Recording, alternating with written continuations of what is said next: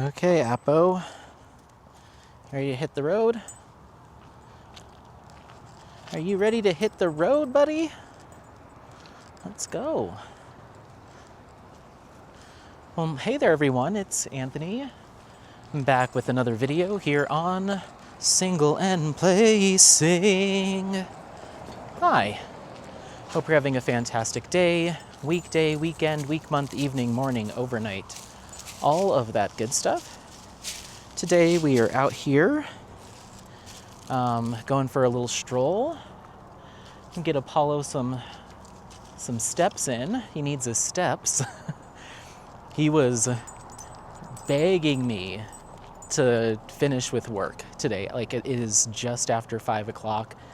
Close my computer. He was being so antsy and ants in his pantsy and jumping on my lap and stuff. And I was like, okay, let's go. Like, he was fired up, ready to rock and roll today. So I was like, okay, all right, well, come on.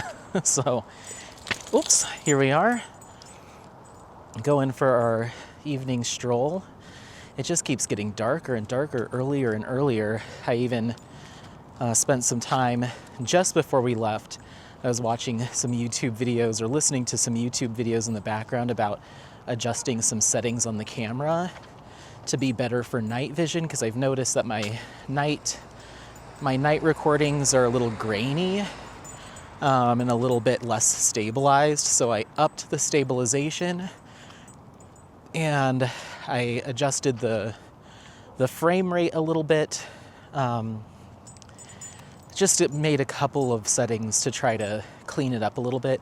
I can clean it up significantly more than what you're seeing now for night recording, but that would mean I need to bump the resolution up to either 2.7K or 4K, which, if you know from what I've mentioned before, is that burns through batteries faster and the file sizes are huge for 4K, and it takes ages for it to upload to my computer. So until I get a better computer, I might still try it if I'm still noticing the graininess of the videos. Just try it, but it just takes so much longer to edit, like 2 to 3 times as long to edit videos, because the processing just takes so long. But I do want to give you good night filming, if I can. So anyway, we'll try this. I just made a couple of small edits while keeping it to 1080p, but we'll see what it ends up looking like. The other thing I did is updated the firmware on not only the camera, but more importantly, the microphone. There was a major improvement to the sound quality, apparently, a couple of months ago or a few months ago, and I didn't realize it. So yeah, hoping it sounds a little bit better, potentially. If not the same, I didn't mind the sound prior, but apparently it sounds even better now, so we'll see. But yeah, just trying to do some little tweaks and upgrades to the stuff that I already have. But yeah, I figured we could come out, get him a potty break, and respond to some comments while we're here. Just a quick life update. Life is going good. Work's going good. Now that I'm pretty much finished with my major project, things have slowed down. The number of requisitions that I've been getting in or new hiring requests has gone down as we're approaching the holidays. So I'm looking forward to a rather quiet rest of November and potentially December, which will be nice. And yeah, as far as content goes, what do we got? Hold on. What do we got over here? Come here. Come here, stranger danger. Come on.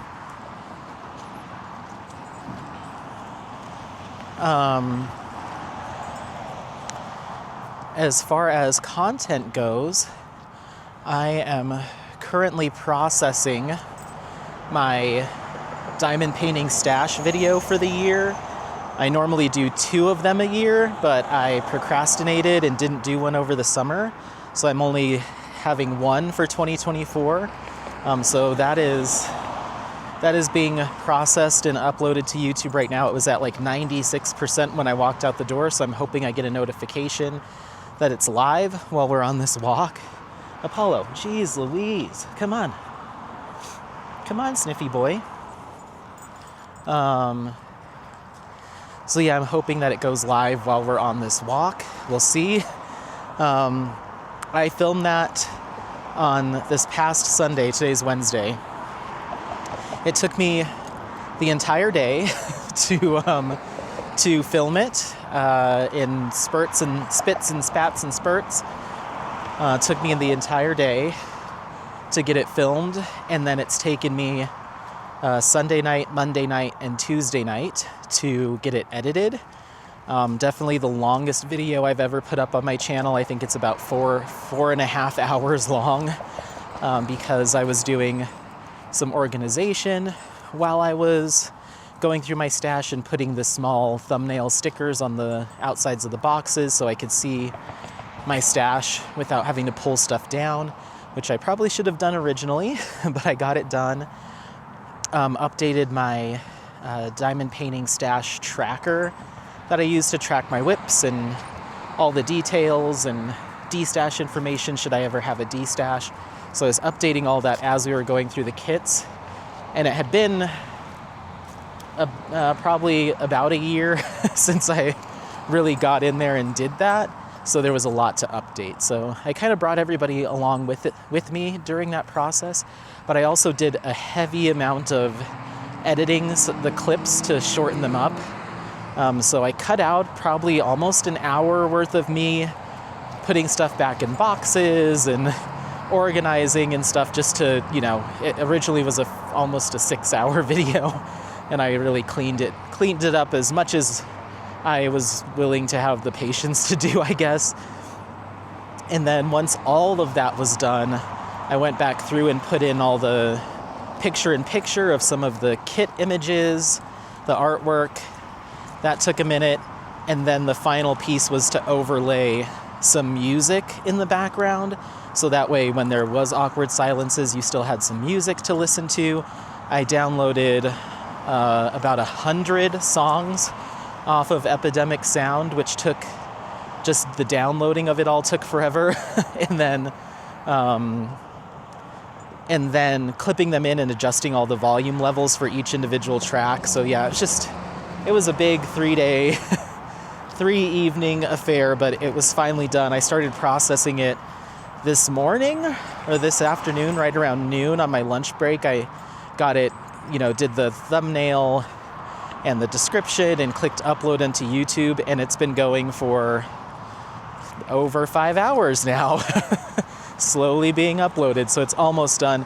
And that's another reason I was like, okay, we got to get Apollo out of here, because he was, I put my work computer away and then pulled out my personal computer to check on the upload speed and to plug it in so it didn't run out of battery. And he was jumping on me, and I was like, if you knock this computer over or do something that causes this download to not work, I will cry. Like, it's been going all day. So I was like, let's get you out of here while this finishes up, because I don't want to risk it. We're so close. So close to having it done. So yeah, are you gonna go potty? Let's go potty. Want him to go potty here in the park.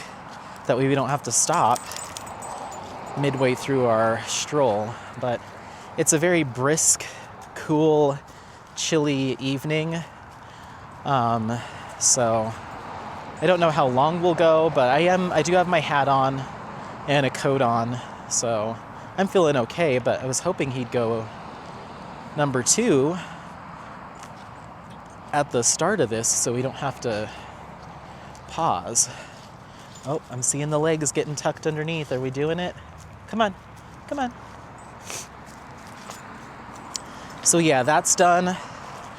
And then during my lunch break, I was able to film some unboxings.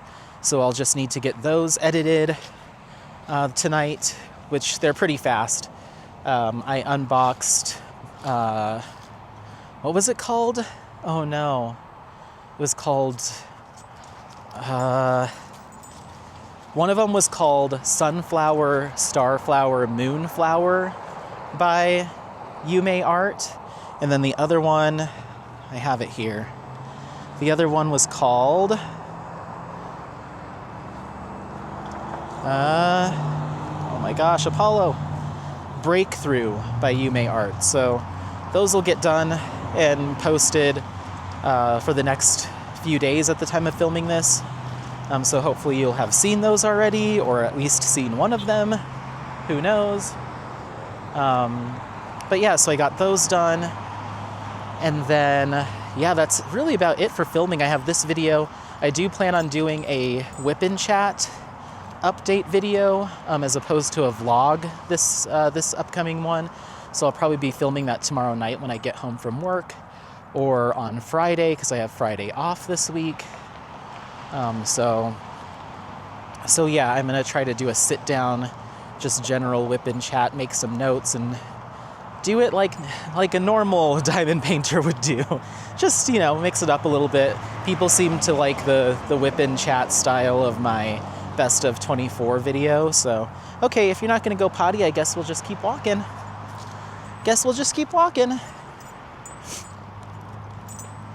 So yeah, I have my headlamp today, so we can have that. But yeah, so that's kind of the game plan as far as content goes. We won't have another Muka Mania live until next week, which is Thanksgiving.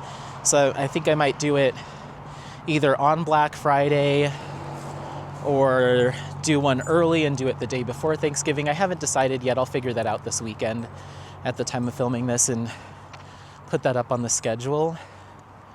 But yeah, so far I have 12 people registered as working on a Muka kit, which is really cool. So yeah, if you're still interested, you still have all of December to participate and sign up.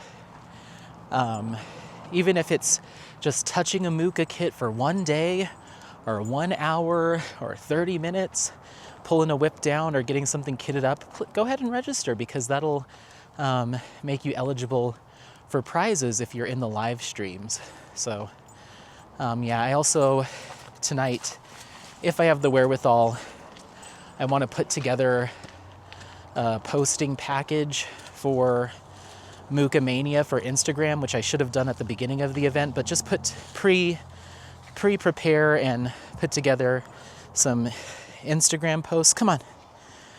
Some Instagram posts and get those scheduled to go up, because I didn't do that at the beginning of the event. So I'm thinking maybe that'll help to spread the word about it.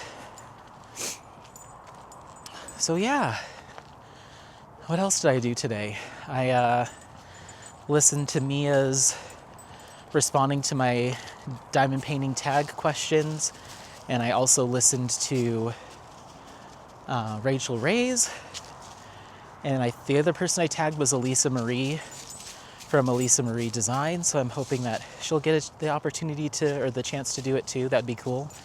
And then Mia tagged some people. I haven't finished Rachel's video. I'm not sure if she ended up tagging some folks. Oh, potty break. Hold on. Okay. So yeah, I don't know if Rachel tagged anyone, but Mia tagged some folks. So hopefully this tag question makes its rounds during the holidays. That'd be kind of cool.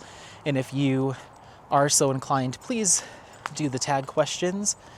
And use the tag best of 24 DP. When I get home, if I remember, I will do it soon.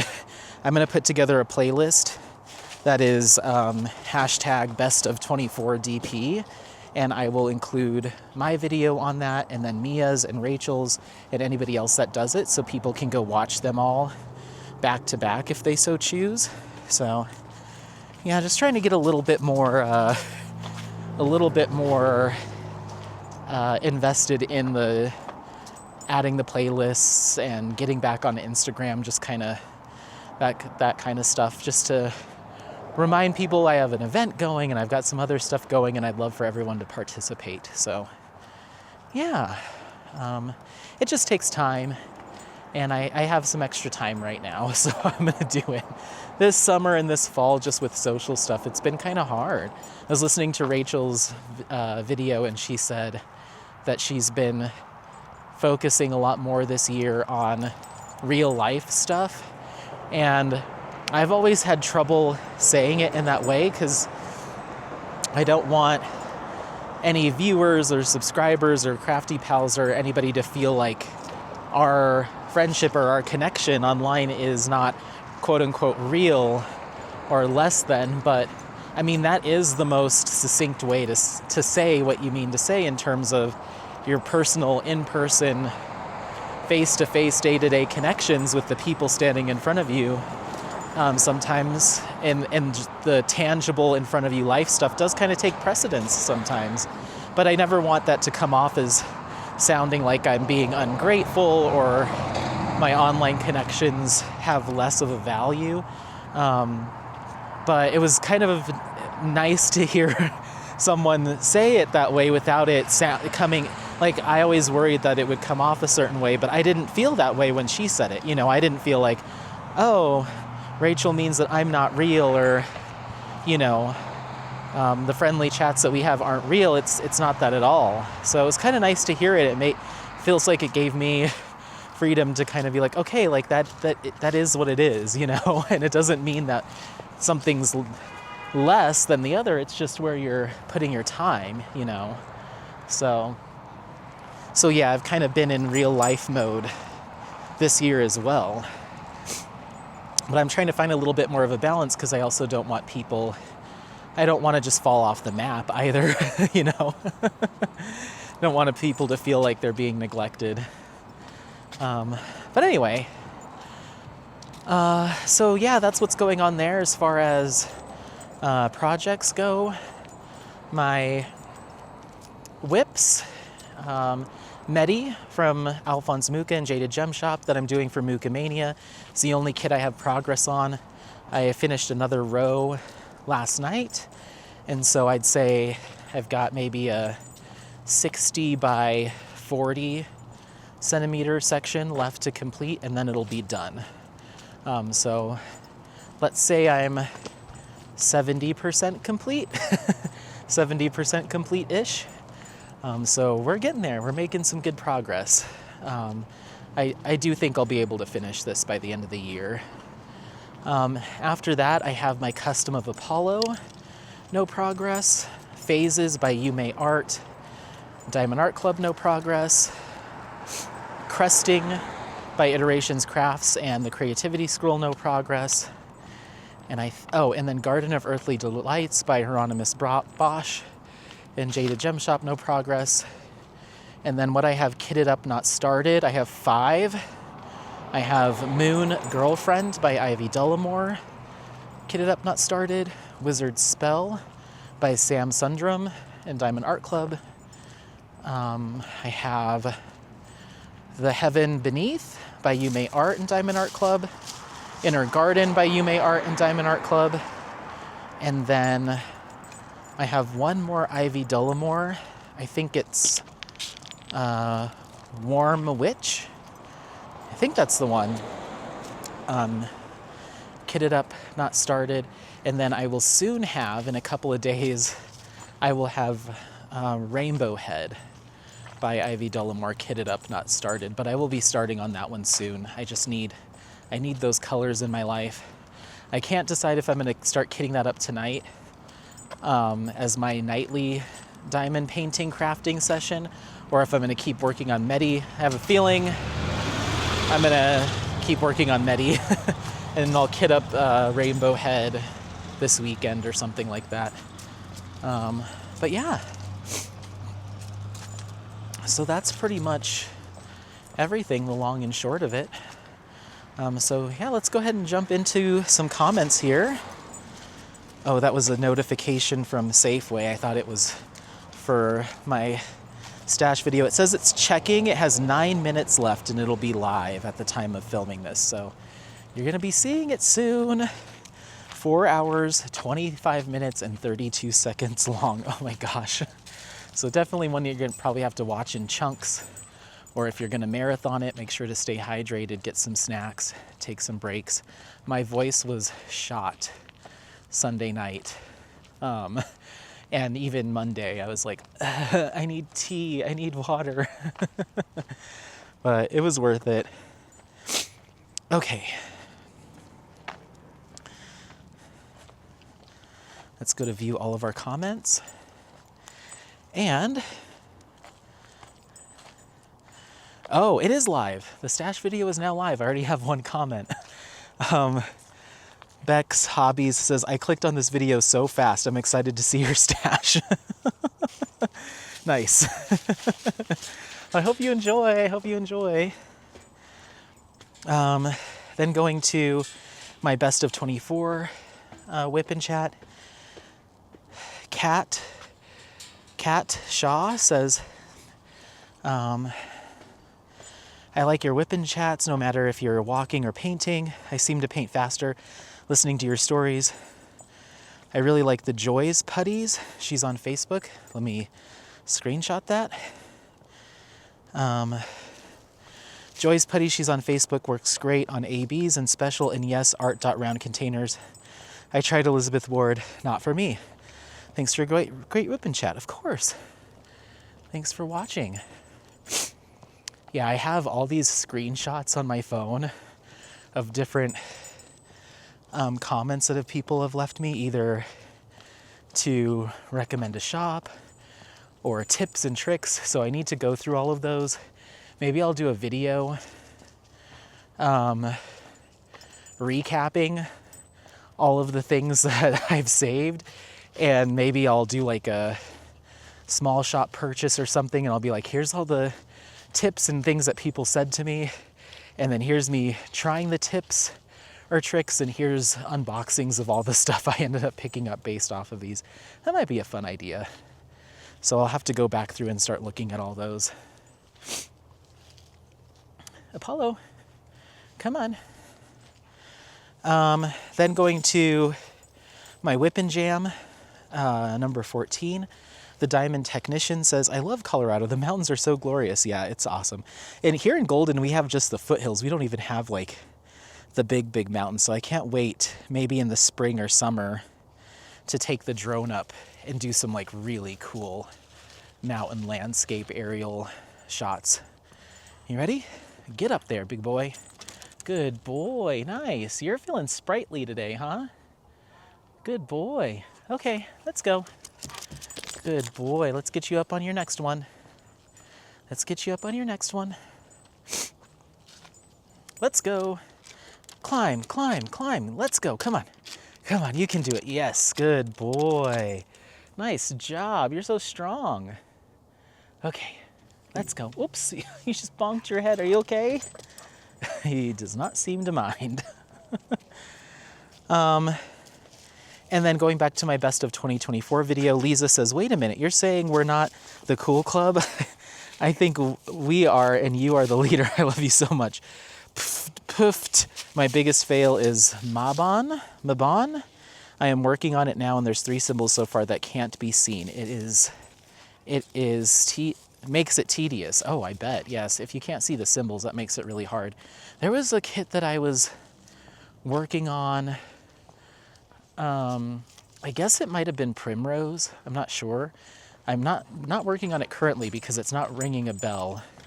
But there was a kit that I was working on. It might have been Primrose, where I was having some difficulty seeing the different symbols. But I don't have it. Whatever it was, I'm not working on it currently. But yeah, thank you for the comment. And yeah, I guess we are the cool club. Mia was talking about it on her tag video. I guess in a previous live that she did. I guess I must not have been there because I don't remember it. But they were talking about kind of the clickiness of whenever there's online communities. And so she was kind of talking a little bit about it and made some really good points. So, yeah. Going back to my Whip and Jam, Susan Get says, what kind of drone do you have? Right now I am using the DJI Neo, N-E-O. It's a little mini drone meant for selfies and vloggers and stuff, and it's their most affordable drone. It's $199, and it's serving its purpose for right now. It's serving its purpose for just doing vlogs and stuff. But I see myself getting more into like the aerial shots and photography and just creating a new hobby out of that essentially. So I'll most likely be upgrading, but if it's, for a kid, a teen, or, your first drone as a beginner like I am, it's very affordable for how good it is.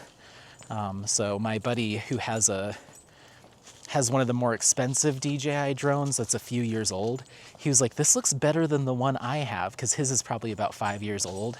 It's like, this looks better than the one I have, and this one was like almost 10 times the amount. And I'm like, yeah, the technology's really advancing for sure. So yeah. DJI Neo. Jolly Rogers says, that is so cool. Oh, thank you. And then Graham Crackers says, amazing scenery. Thank you. And Nova Scotian Hiker says, love the drone footage. Yay, I'm glad you liked it. All right. Then going back to, ooh, my hands are getting chilly. I should have worn my gloves. Yvette Sutton says, in regards to my best of 24 video, wow, Anthony, I love this video, but then again, I love all your videos and very much look forward to the next ones. Just carry on as you are. Yes, I love the Question of Reality paint along, as I also joined in with you. Yay! Yeah, we had a good number of people participating in a Question of Reality, so that's awesome. Going to my vlog, episode 152, Lisa Noof says, hey Anthony, you have a nice collection of plants. The bright yellow flowers on your zebra plant are beautiful.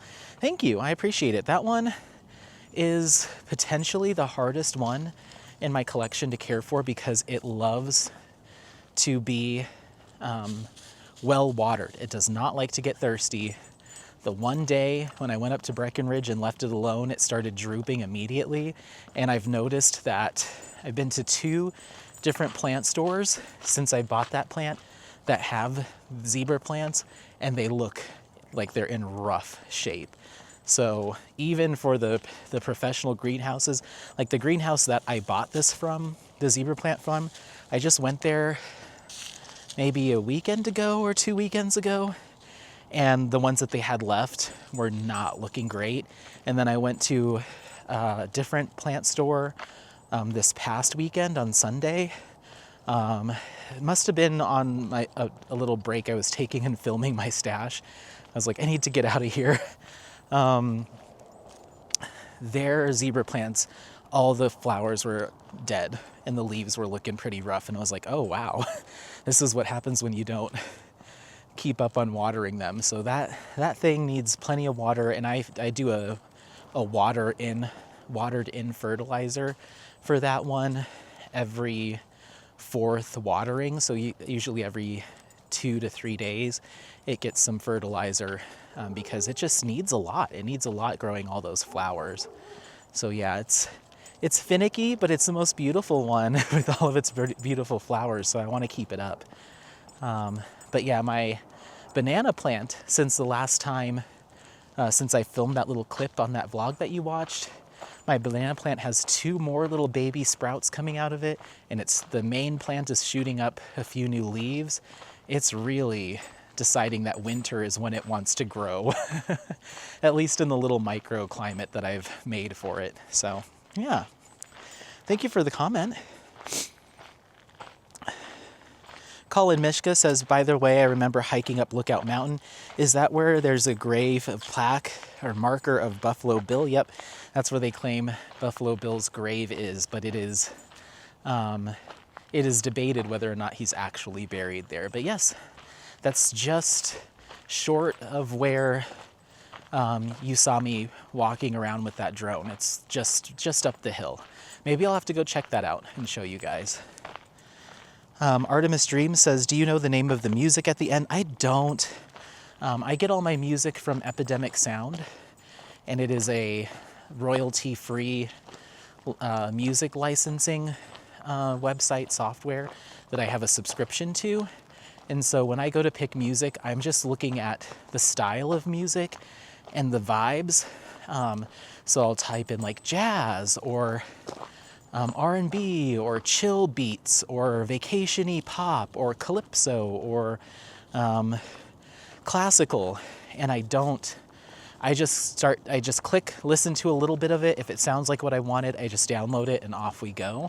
So I'm never recording like the artists and stuff. I have tried looking it up before, like, because they do have the artists listed, but it's artists that are partnered with Epidemic Sound that make music for them. So a lot of times you can't just Google the artist and you can find their album, because their music is for Epidemic Sound and they get paid through that. But so I never really make a record of it. And after I'm done uploading a video and processing it, I delete all of the music off my computer, and all the photos and everything that I was using for the video gets deleted. So otherwise I would have to have tons of hard drives just with all of the music and everything that I've ever downloaded. And even then I wouldn't be able to tell which video it was for unless I created a folder saying, here's all the music and all the pictures and everything that you did for that video in a folder. I just don't have the storage space for that. So unfortunately, I can't give you artists or song titles for the music I use. My best suggestion is you can go to epidemicsound.com, and even without a membership, you can browse their library, I'm pretty sure. So I think you can look around, you just can't download anything. So yeah, just keep that in mind. I don't have really a reasonable way of keeping track of all that. But I appreciate that you liked it. Then going back to my best of 24, Tracy Cruz says, love you, Anthony. Love you too. Thank you so much. I appreciate it. And then going to my unboxing of Cognac, I'll just call it Cognac. It's the Diamond Painting Shop Muka that I recently unboxed. It's that square one. Felicia says, this is a stunning Muka. Thanks for sharing, Anthony. Of course. Thank you for watching. Hop up. Good boy. And then Linda Salazar says, oh, these are event entries for prizes. So I will just like and heart those. Those are for the upcoming live next week.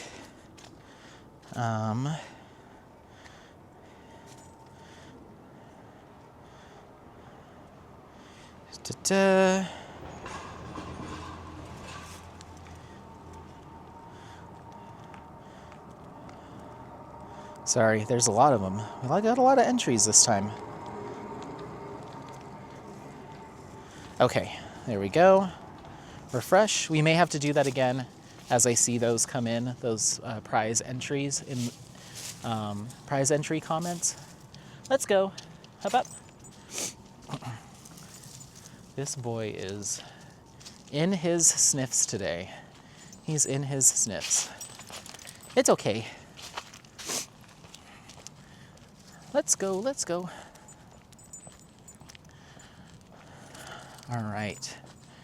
So next up we have, back to my best of 24 video, Cat Shaw says, I like your whippin' chats no matter if you're walking or painting. Oh, we already did that one. Thank you. We already did that. Okay. My best of 24 video, Val Miller says, thank you for doing this. I enjoy your chats and I do like whippin' chats as well. Okay, good. Yeah, I'm gonna try to start doing some more. Get back into the groove. Chocolate Diamond says, Anthony, I enjoyed this video. It was a nice change from your usual, but I like them both. You cross the street? Come on, we gotta make it quick.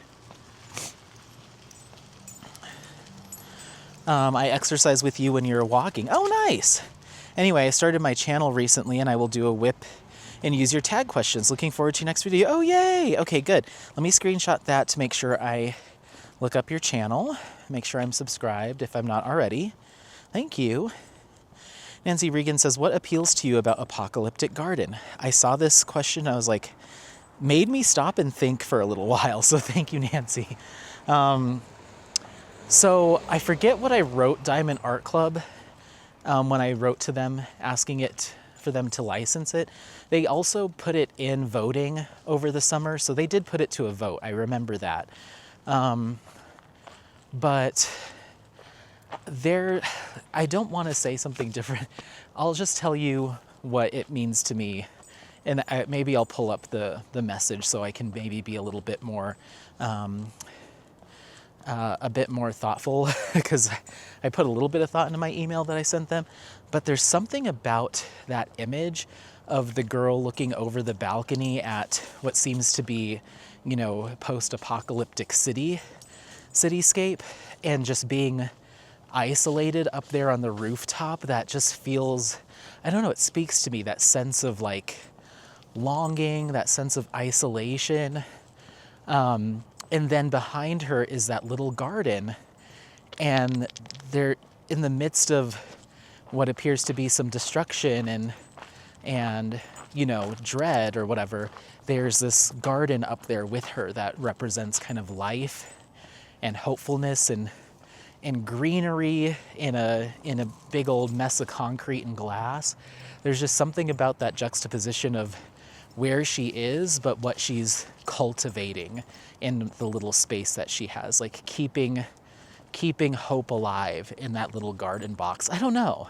And I don't know if that's the intention of the image, but that's the vibes I got from it. And it just hits me in a weird way. And I really like it. It also reminds me a lot of like some of the post-apocalyptic like shows that I like to watch. Last of Us and that kind of thing. It gives me kind of Fallout vibes, if you've ever played that video game or watched the TV series.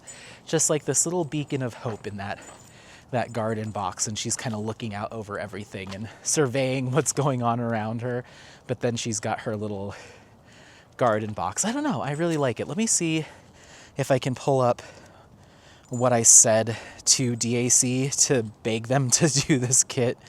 I shared it on the DAC VIP group, so I think if I go there and I search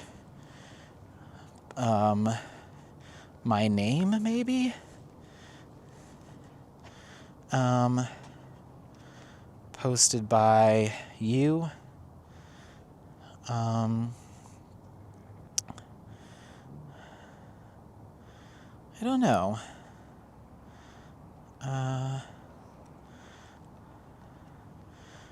Oh, here it is. So this was from March 24th. I said, "Hi, Diamond Art Club team. I wanted to thank you for the hard work and dedication to bringing unique, interesting, and beautiful artwork and artists to the diamond painting craft. I've discovered some of my favorite artists through your offerings. One image that I've been hoping to see is Apocalyptic Garden by Ivy Dollamore. I'm not sure how it would do as a diamond painting, either in terms of rendering, size, or popularity, but I thought I would call it to your attention. Themes of longing and isolation juxtaposed with the new life and feelings of surviving that the little garden gives really draw me to this image, and I would be over the moon to be able to work on it as a diamond painting." So yeah, it's just, I don't know, I just really like it. I really like it. There's something about it that just speaks to me, So, I don't know. I think that's probably my favorite Ivy Dollamore. There's one Ivy Dollamore that I love, and I think it's called Boys Love or something like that. And it's two gentlemen kind of laying, I don't know what they're laying on, but they're kind of in this like very, very romantic pose, I guess. It's very sweet. It's a very sweet image. And it kind of has an anime look to it. So I asked Ivy Dollamore directly on Instagram if Diamond Art Club had ever requested that to be licensed, and she said they haven't, and she was hesitant to put it, recommend it to them because it's technically fan art, and they typically poo-poo fan art because they don't want to get in trouble by, from whatever it's referencing. So I get that. But she has some other artwork that is of that style, kind of queer adjacent or queer artwork. And I just don't know if it's fan art or not, but I might do another round of submission to Diamond Art Club and say, hey, thinking about Pride for 2025, here's some Ivy Dolomores that I would kill to have, but we'll see. We'll see. But thank you so much for the comment. Going back to my entire diamond painting stash 3.0, which was the one I did, I guess last year maybe, or the year before. Magical Miss Maya says, where did you buy your extra boxes from? I purchased those off of Amazon.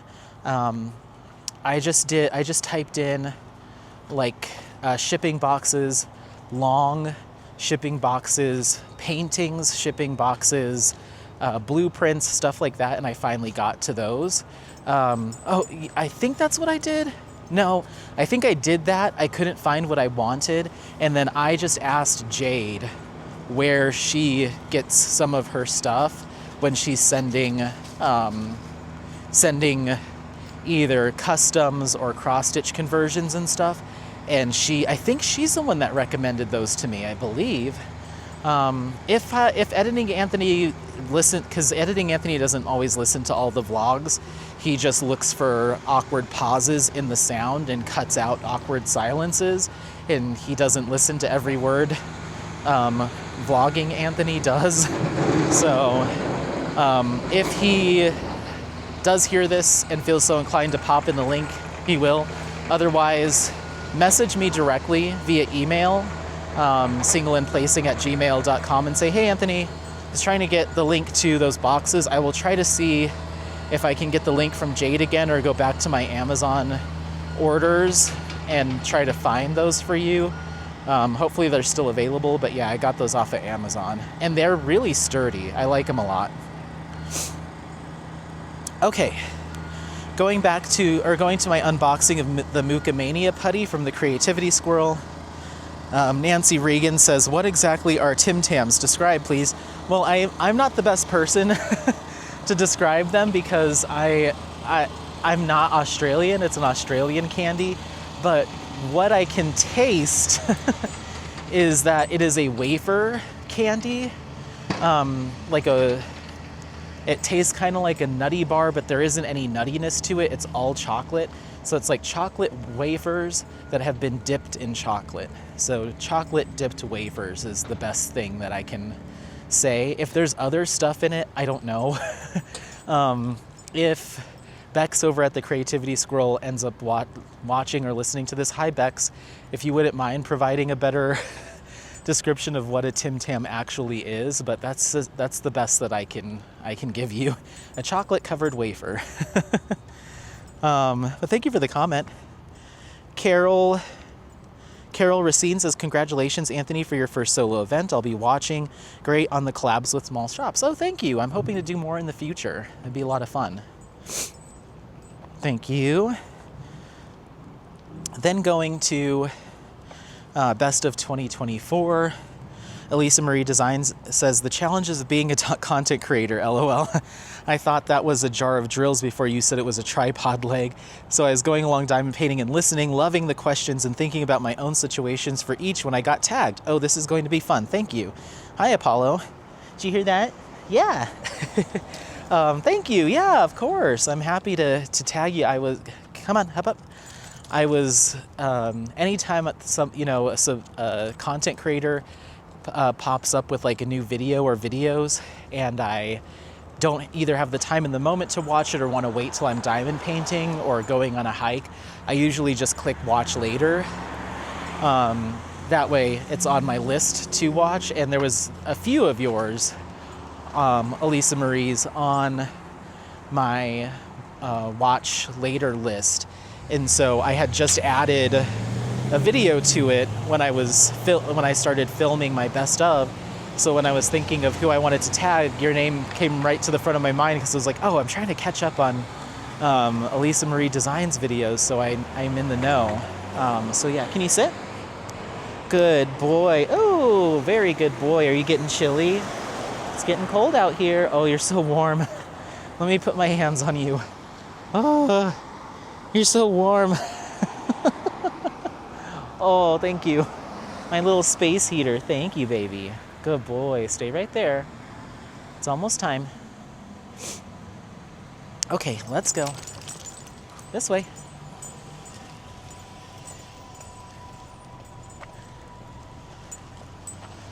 Oh, that felt so nice. His neck was like so toasty.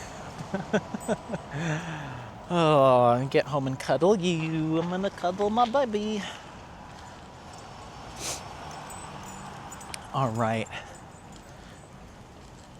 Let's just kind of see what we're working with as far as pedestrian traffic up here, and then we'll keep going. Come on, buddy. Come on. Good boy. Good boy. Yeah, yeah. This way. Come on, Sniffy. Come on, Sniffy. Let's go. Come on. The boy. Let's cut through the parking lot. Yeah, let's cut through the parking lot. Okay. So yeah, thank you for the comment. Artemis Dream says, I loved your Muka content for Summer with the Masters, but A Question of Reality was so much better. It felt like the canvas was made for deep dives and introspection. I almost started laughing when you got to storage containers. We all know it's not Elizabeth Ward. I'll definitely do your tag questions. It was cool and a bit surprising to see a whip in chat edited to say, wait, what? I saw the parody but didn't know there were alliances and drama and mentions of blackface. Yeah, I think it was one of those things that if you knew what I was, my hope with that video was that even if you didn't know what I was referencing or you know, knew that there was source material, that it was just a funny video. Like on face value, not knowing anything else, was just a weird, funny video.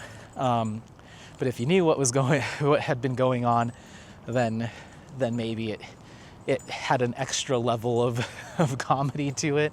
So yeah, it's no big deal, and don't worry about it. I think I'm officially done beating that horse that's been dead for like coming up on 2 years, so it's fine. But yeah. Silliness, but yeah, we're all just moving on. Some Craft says, something that really stood out to me as a flop for this year was all the drama in the community.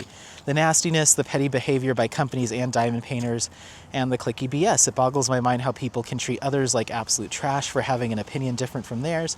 I got absolutely attacked, oh no, in a group for saying a certain company's canvas I was working on was gappy, so I left, and I've been very selective with the groups I engage with. People forget that this is literally just a hobby and should be fun.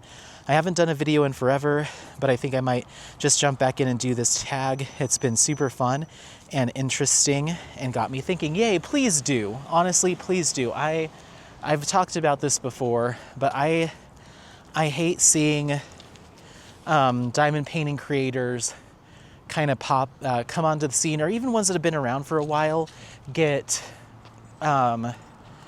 dragged down by bad attitudes and bad actors, and decide to leave the content creation side of things because they just can't handle it anymore, or it's becoming too, it's not fun anymore. You know, it stops being fun.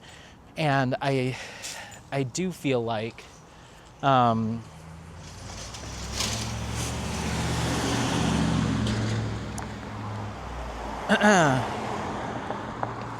do feel like there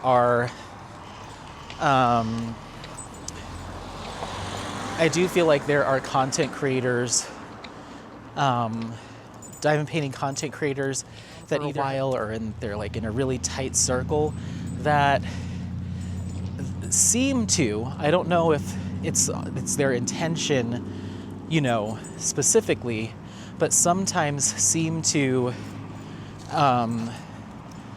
default to being hypercritical or kind of being snarky to newer content creators. And I don't know if this is still the case. You say that, the flop was all the drama this year. I don't really even know, and I don't want to know, so don't tell me, but for me, this year has been like very drama free because I've just disconnected and just been doing my own thing. So I don't really know any of the hot goss. I don't want to know. I'm happy in my bubble. But when I was in the mix, it did feel like if you were a newer content creator, especially if you had an opinion that wasn't popular or something like that, then you were heavily scrutinized, and people kind of gave you the side eye or were snarky to you. It kind of felt like you have to pay your dues and you have to shake the right hands and kiss the right rings before you can have creative freedom. You have to get the blessing from like some of the potentially like OG content creators, or if there's this like tight-knit group of a few content creators that kind of are the gatekeepers that you must pass before you can be part of the community, At least that's what it felt like to me, and that might be exaggerated in my own head. I've known so many diamond painting content creators that out of the gate, when I was introduced to them, they weren't doing events or promoting shops or anything like that. They just came on their channel, did some diamond painting, talked about their lives, and didn't acknowledge anybody else in the community. They were just their own entity. And I really admired that. And I think I personally fall somewhere in between, where I do have some content creators and community members that I engage with quite frequently, be it you or other content creators that comment on my channel or watch my videos, or just people that I've connected with that I really meshed well with. And it's not a you but not you. It's a come one, come all in my mind. But once people start whispering in my ear about, did you hear about this? Or there's this drama with this person, or, oh, you did an unboxing from that shop, but did you know that shop owner actually blah, blah, blah. That's where I start grabbing my bricks and building my wall higher. So I probably should clarify that, because I felt like I came off maybe a little bit in my best of video saying like, I'm not into clicks, but all I care about is my own, and that's not really it at all. It's more of just protecting my own mental and social health when engaging with people, I think is maybe a smarter way to say that. But yeah, I haven't really been in the know on anything recently. But I would imagine that things did not change just because I turned it all off. You know what I mean? Hold on. So yeah, just because I turned it off doesn't mean that the drama and the nastiness and stuff that existed in certain pockets when I was in the mix in 2022 and 2023 didn't suddenly just vanish because I'd no longer care or know about it. So I'm sorry it's still happening. My best suggestion for content creators that felt a little disheartened or feel disheartened by that is just to let it go and focus on your own channel and take your time when getting to know other content creators. Take your time. It's okay to be a little bit, reserved until you get a feel for their style and their personality before you decide to jump all in about, getting in their business and them getting in yours. And even me, I'm not everyone's cup of tea. I'm not gonna be driving drama forward or anything like that, but I'm also weird and say what I feel all the time online, and I try to be courteous and respectful, but I also try not to mince words the best I can. And some people aren't into that, I might be too not volatile, but there's certain content creators that probably wouldn't touch interacting with me online or socially. Thank you. With the 10-foot pole, because I might have said something disparaging about a shop they like, or they're friends with a shop owner that I've said I didn't have a good experience with, or something like that. So I get it. I'm not everyone's cup of tea. So it's just a matter of getting to know people, taking it slow, and not getting hyper invested in, well, I put some energy into either attending this content creator's live stream and they didn't acknowledge me, or they didn't respond to my comment. Like, some of that might be people playing favorites or snubbing someone because you haven't gotten the blessing to be, part of their circle. Or it could just be the fact that they have a ton of followers or just don't engage in that way. Whatever it is, it doesn't matter, but don't let any of that stuff get to you. If you're the type of person that would get to you, don't worry about going on somebody's live stream that's super popular to say hi that you like. Like, there's no value, at least for me, there's no value added in that. I tried doing that when I first started, and then once I got my own feet under me, I was like, okay, bye. You're too much. I can't do this anymore. So just focus on your own channel, and the few people, if it's 2 subscribers or 2 million, whatever it is, let those people kind of be your torch forward, and instead of focusing on and I'm not saying this is you, I'm talking from personal experience of what I did when I first started, of okay, if I could get on this person's live stream who's super popular, then my channel will potentially grow from that, or if I could get in on doing this event or that, this, that, and the other, then what could that mean for my channel? And am I taking validation from, getting the nod of approval from these people? I definitely played that game when I first started, because I kind of thought that's how I would grow my channel and become part of the community, And what I've realized is the diamond painting community is the community that I create for myself and for others that we, support each other and that type of thing. It just kind of happens organically. Hold on. It just kind of happens on its own, and don't try to get in, in someone's good graces, or push the door into somebody else's house, or even really knock on it. Just build your own house bigger and invite more people in.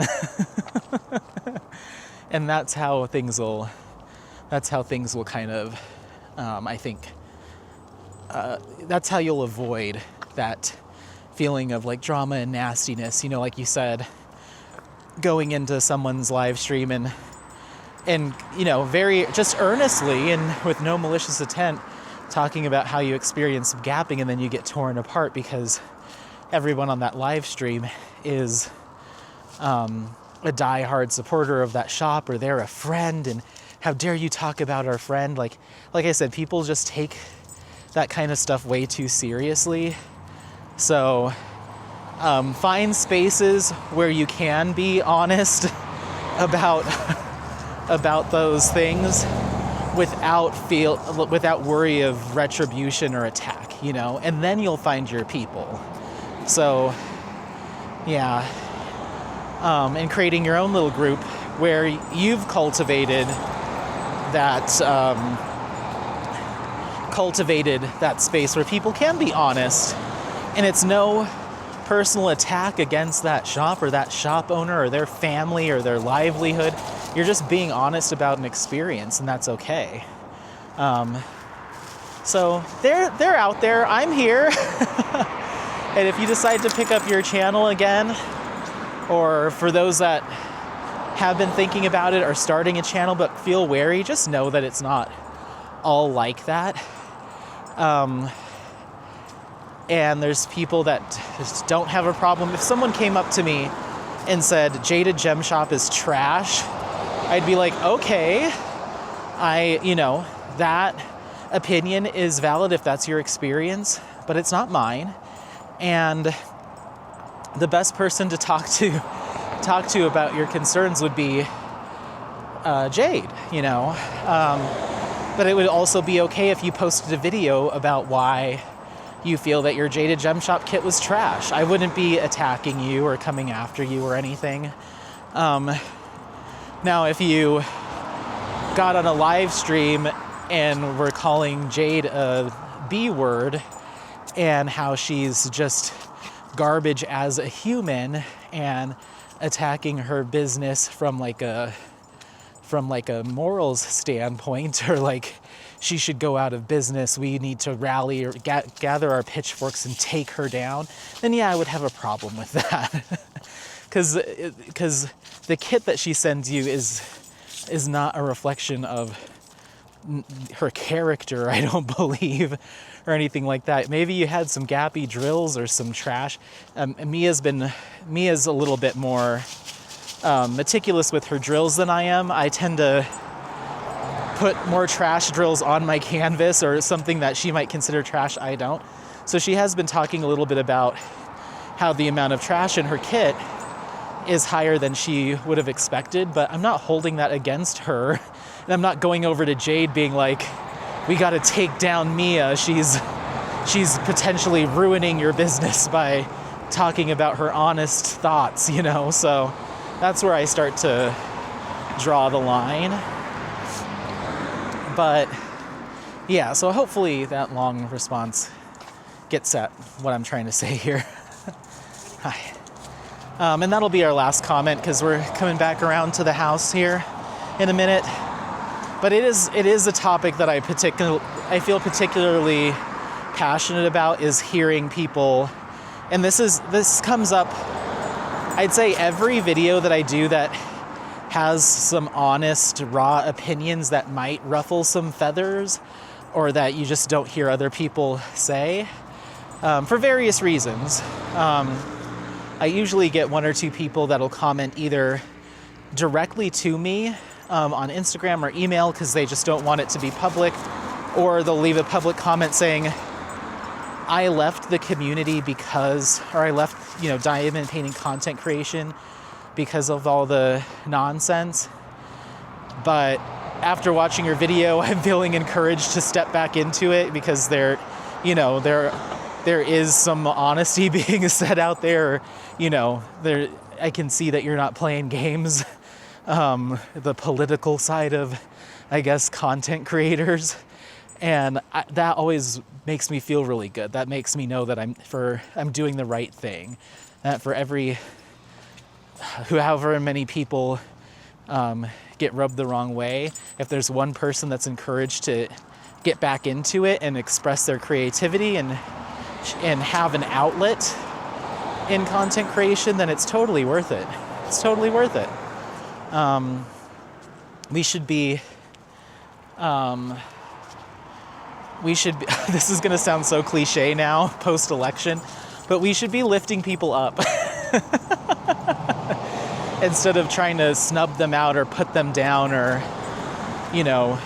put them in a place where they feel like they shouldn't be making videos anymore, That's not cool. So yeah, but I know, I totally understand why a lot of content creators don't broach those subjects and don't engage in that conversation. A, because it's just not them. You know, they're not pot stirrers. They're not trying to rock the boat or be inflammatory. And I totally understand and respect that. And that's not necessarily my my modus operandi when I talk honestly about stuff, is to get a rise out of everyone. I just would feel dishonest or disingenuous to myself if I was talking about products and experiences and brushed all the negative ones completely under the rug. You know, it's just not, when it comes to my internet life and the social and my YouTube channel, that's just not, I would feel weird. I'd feel like I would have something sitting in me, like just bubbling, if I just, let's say for instance, I had that experience with Diamond Art Emporium and I just never talked about it again. I just kept it inside.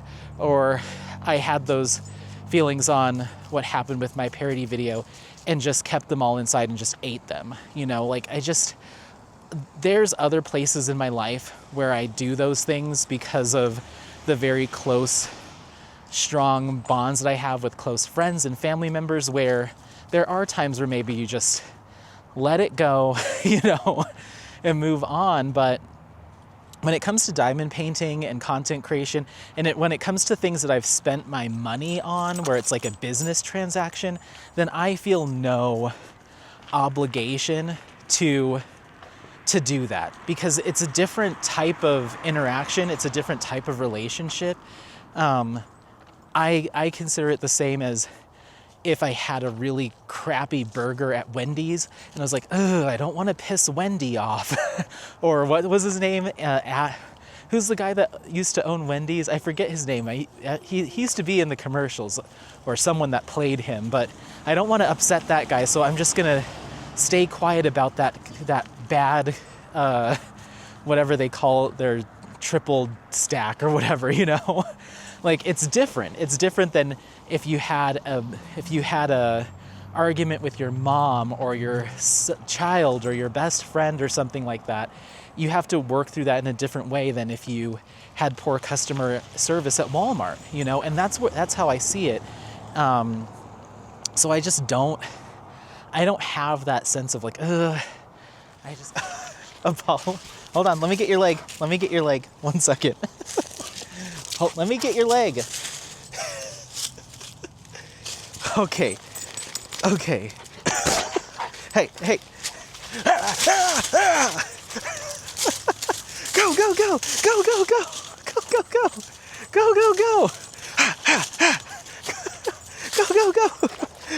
Go. Get out of here. You get out of here.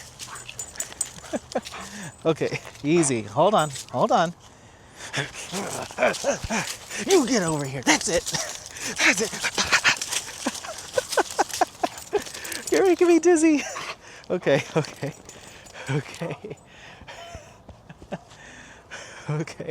Let me get my bearings. I'm so dizzy. This way. The battery died. I went to go change it, and as I was changing it, it was literally like someone pulled like a, hey, drop it. Hey, drop it.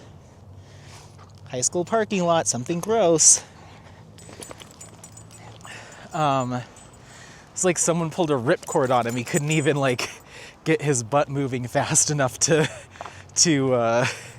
react to the energy that was coursing through him. His like back leg is kind of tucked under his front ones. He like couldn't even control it. I was like, hold on, you're all tied up. Give me a second. You're a wild boy. Yeah, you're a wild boy. That was so funny. He's like one of those wind up cars that you like push to like get them going. It's like, that's kind of what his back legs were doing. Had like a burnout. But so yeah, I don't know. And Apollo, enough. There's so much. Why do I walk over here? The parking lot is just covered in like fast food wrappers and just trash and spilled food and empty drinks. It's like these high schoolers, I tell you what, they just drop stuff on the ground after they're done eating and walk away. And then Apollo comes through and he's like, buffet. So yeah, it's all a spectrum. It's all a spectrum.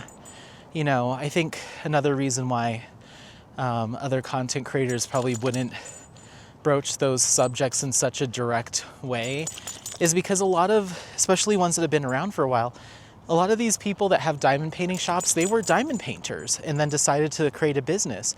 So they've been diamond painting together for a long, long time. And then that person decides to start a business.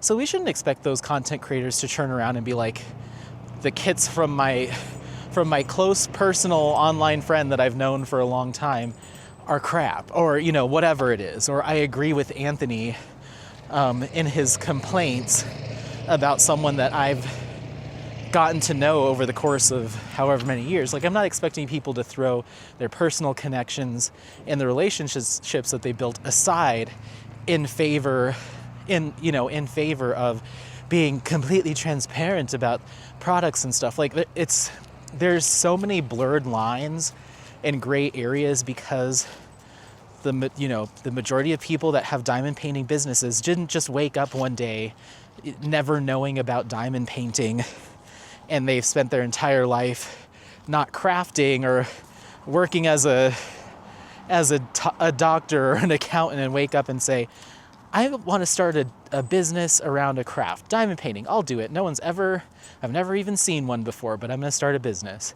So I get it. It's not easy to just spout off your complaints and your grievances because there's so many connections and, feelings around it. I totally understand that. And I think if push came to shove, I would put on my kid gloves if I did I would approach a situation differently if I did have a poor experience from a shop run by a friend that I've developed a connection with. Like if I got a crappy Mary Mud, I might have a difficult time picking that apart like I do with other shops. That's just the nature of being a human and developing those relationships. I would probably approach it in a different way. So I'm not any sort of gold standard by any means, and I understand why other content creators just don't even go into that realm. Or if they do post a video where they've had a poor experience, their approach is very, very, keep it vague.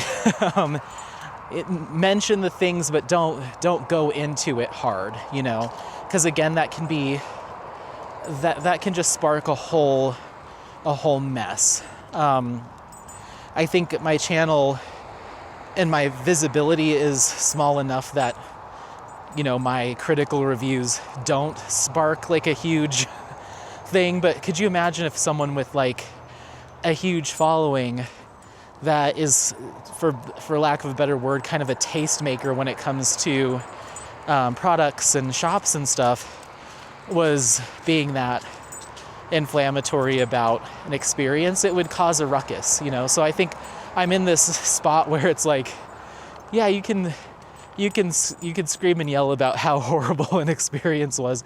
There's, I'm not worried of like that it's going to have this crazy ripple effect where suddenly a shop is seeing sales tank or it's causing this huge uproar. So maybe if my channel was such, I might change, I don't know. I just don't feel that I personally, I'm not worried about me being honest about an experience will like make or break a shop, I hope not. God, that's a lot of pressure.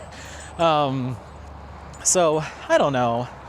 I was listening back to Rachel, some of her responses, and she decided to kind of skip over a couple comments because of those reasons, don't want to potentially be inflammatory, that type of thing, by picking favorites or talking about particularly poor experiences. And I get it. I 100% get it. And I would never expect her or anyone else to just push through in the name of, matching my responses or matching, like the topics and stuff. I totally understand.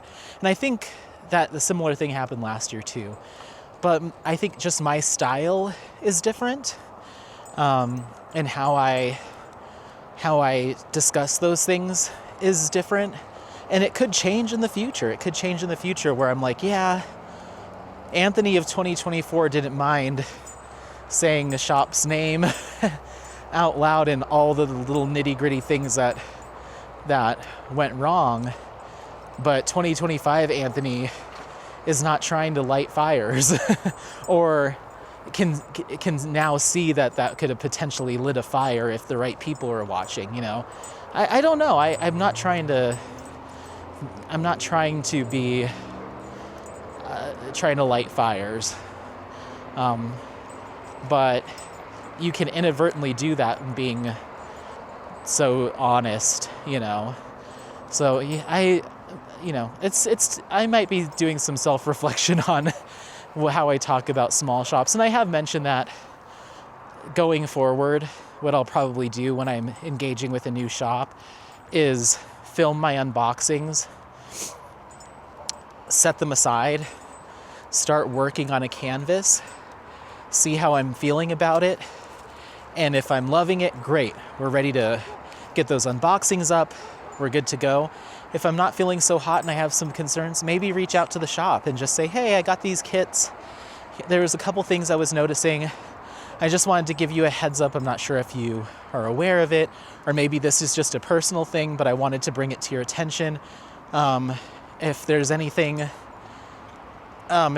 information that you can provide to me or anything like that, just let me know. And see, okay, see, you're getting yourself tied up. Hold on. You're wild today. Get over here. Get over here.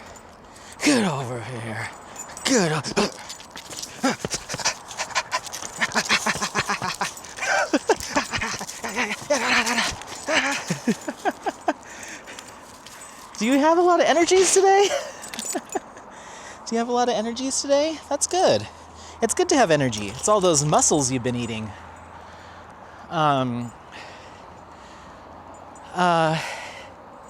Yeah, and just kind of see what their response is, see what's going on, and based off of that engagement, that'll kind of, jeez, okay, all right. What is happening with you? What is going on?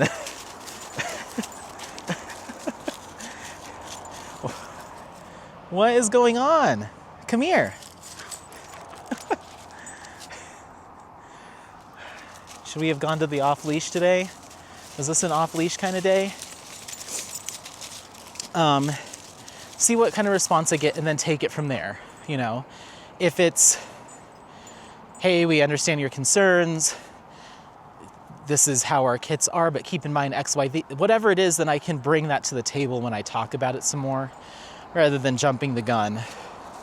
So I think that's kind of the best path forward, and I'll be putting that method to the test here soon because I just ordered a couple kits recently from Dreamer Designs, and I've never shopped from that shop before. And one of the reasons I haven't shopped from them before is because I've heard from others in their reviews and just how they've, their experiences, that they weren't 100% thrilled with the canvases in terms of how saturated they were, just like the coloring was a little too much or not in accordance with the original image, just this and that. But that was over a year ago that I heard that feedback, and things change. And they had an artist that popped up on, I think it was Facebook. They had a Dreamer Designs ad that popped up, and one of the pieces of artwork, I was like, what is this? This looks amazing. So I went to the shop and I was like, holy crap, I love this image or this artist. So I snagged 2 kits, but I'm going to get them home, film the unboxing, leave it on my hard drive, start working up the kit, one of the kits, and see how I feel. And then I'll start sharing everything. That way I'm not getting ahead of myself with potential issues and this and that, you know. Just kind of be more mindful, I suppose. So that's kind of the game plan this time around, and we'll see how it goes. But yeah, I guess we'll do another question because we really walked far. Yeah, so that's all the way back to that question of drama and stuff, and you know, what a long-winded answer. But please, I encourage you to get back out there if you're feeling ready for it. I'm not trying to say you should overlook your feelings or hesitations or reservations and just do it no matter what. If you're feeling ready, then I say go for it, and just focus on the channel and your folks in that channel, you know, in your own platform, and let go of the getting involved with everybody all at once, especially if they're like content creators you're not super familiar with. Getting in someone's live that's like I don't know what kit you had an issue with, but let's just say I'll pick a big one so we're not upsetting anyone. But let's say you went onto that site and you're like, I had some issues with gapping on a Diamond Dots canvas, and everyone's like, well, you are horrible. Diamond Dots is our best friend. How dare you? Yeah, you gotta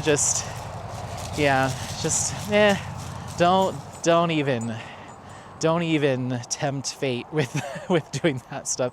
The only live streams, and this is not to say that I wouldn't join somebody else's, but I'm just not in the loop of who's going live when. If you want me to participate in your live stream and you have one, tell me, and I'll try to make some time. But after kind of taking a step back, the only lives that I've really been keeping up on or trying to are Mia's, and even then I'll go like a month with missing them because I'm on a hike or on a walk or doing stuff with friends or family. But Mia's really at least right now, the only live stream that I like try to make a conscious effort to at least show up for a portion of it, if not all of it. But if you do have one, and if you do restart your channel or anyone starting a new one, let me know if you're going live, because I'll happily jump on and say hello and just show some support for sure. I'm not building a clique here. I'm just trying to build a community. I'm trying to build a diamond painting community here. I'm trying to, it's very trendy to talk about Blue Sky, the social media platform right now. I'm trying to build a blue sky in a Twitter world, I guess. So yeah, thank you for the comment. Ooh, no issues were found with my stash video. It's live, everyone. Magical Miss Maya says, do you still have a link to the putty video? I mean, it's just on my channel. If you type in the word business on my channel homepage in the search bar, type in the word business, it'll pull up, I'm starting my own diamond painting business. That's the video. I don't think Editing Anthony will be listening to this particular part where he's going to remember to put a link in. If he does, he'll put it in, but don't hold him to that. Thank you. But it's a very simple search. Just go to the home page on my channel.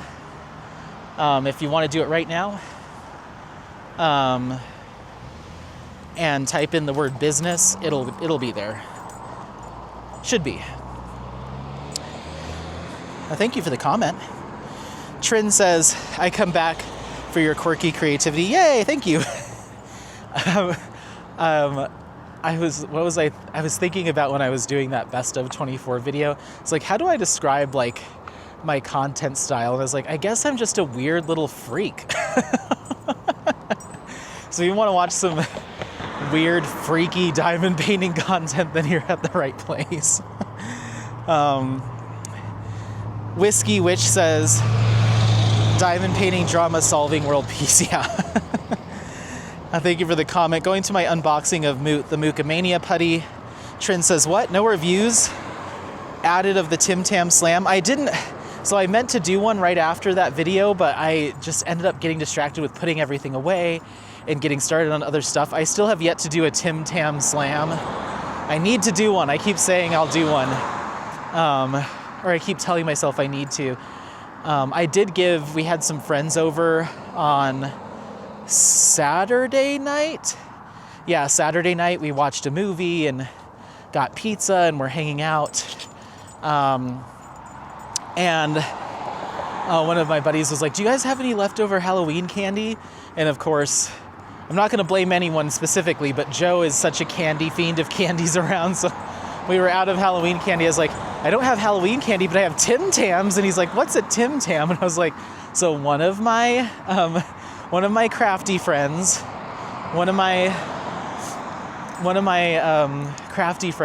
my diamond painting friends, lives in Australia, and last time I ordered some stuff from her shop, she sent me a bunch of candy from Australia, and they were like, whoa, cool. I'm like, yeah, I'm worldly like that. That's no big deal. I have friends in Australia. Like, I've definitely played it up.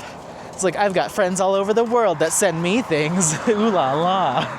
And I was like, let me get you a Tim Tam, honey. And so I went and got him a Tim Tam, and he was like, this is really good. I was like, yeah, apparently you're supposed to use it like a straw with tea and coffee, but I haven't done it yet. So I've talked a big game about wanting to do a Tim Tam Slam, but I still have 3 or 4 sitting on the counter waiting to be slammed, but I haven't done it yet. So I'll get to it, and I'll report back when I do. Okay, going to my unboxing of Cognac from Diamond Painting Shop. Elisa Marie Designs says, Rosa is the best, and I love all the mookas I get from Diamond Painting Shop. This one though, OMG, gorgeous. Can't wait to see it worked up. Nice outro with you and Apollo. I saw the drone walk, but don't know if I commented. Apollo is living my life. What a gorgeous walk. Yeah, that was a lot of fun. I had fun putting that together. And I'll be doing more drone-like things from now on, either with my current drone or when I upgrade. I really do think it's going to become my next hobby, or weird interest of mine, is doing drone videography and photography, because I have a lot of fun with it. I used to be very anti-drone years ago because I would get annoyed when I would be on a nice, peaceful walk. And maybe I've even commented on this on a previous vlog, maybe when I first started hiking with everyone. I would get so annoyed when I'd be on a nice, peaceful walk in my own head, and then I would hear zzz. See, even Apollo knows that that's not a good sound of the drone. I'd be like, are you serious? I'm up here trying to decompress, and I have this buzzing flying around and over my head. And so it used to get on my nerves, but I think now that it's become more commonplace for people to be flying drones, it just becomes background noise to me, and it doesn't really bother me. There was one time we went to this place called the Painted Mines in Colorado Springs, just east of Colorado Springs. We went there. This was gotta be 6-7 years ago. So drones still weren't, it was more of a novelty still to have a just commercial, anyone can have a drone. And some guy was flying his drone around within the little gullies and caverns and stuff. So it was echoing super loud because they're like bowl shaped. It was echoing so loud, like you could barely really talk. You'd have to kind of yell over the humming of the drone. And he was flying it really close to people, like because he wanted to get down in the grooves of the Painted Mine. I'll have to take you there someday too. But he was getting down in it where people were standing, so it was at like eye level with you. This drone like 10 feet away. And it was just so annoying because I'm like, is he gonna fly it into us? What's going on? And so that was one experience that I was like, I hate drones. And then there was another time that me and Alex were on a hiking trip, like backpacking trip near Telluride, Colorado. And we were out in the middle of nowhere, nowhere.com. It felt like there wasn't a single soul in miles. And I love feeling like that. I love feeling like I'm the only one that's out here. This is so cool. Like I'm the only human doing this, you know? And even though you're not, you get the sense of that being out there in the woods because you can't see other people and, you know, like you get that sense of solitude. So we were out there and I was just taking in, just feeling like we're the only two out here doing this. And then lo and behold, zzz, I'm like, it totally took me out of it, you know, it totally took me out of that feeling of civilization is so far away right now. This is perfect. And then buzz, buzz, buzz. I'm like, drones. Hey, don't you hit me. Don't you hit me. Don't you hit me. Come here, cutie. I love you. You keep me young, buddy. You keep me young. Come on. But now years have gone by. It's become more commonplace. And now that I'm interested in it, I'm less concerned about how Anthony of the past would have felt, you know? But I will say that when I did go up to Lookout Mountain to film that Whippin' Jam, I went up to the very tippity top of the plateau, but there was probably about 6 or 8 people up there just hanging out. One guy was like oddly sunbathing. It was cold, and he was out there with his shirt off in shorts, just laying out on the cold rocks, tanning. There was some other groups there. I could tell some people had traveled from out of town. They were talking about the flights and all that stuff. So I got up there, pulled my drone out to do some shots. Come on. And I felt too self-conscious. I didn't want to make a ruckus with my drone noise around all those people. I felt bad. So I didn't do it. And I went down the hike back the way we came a good ways so it creates some distance.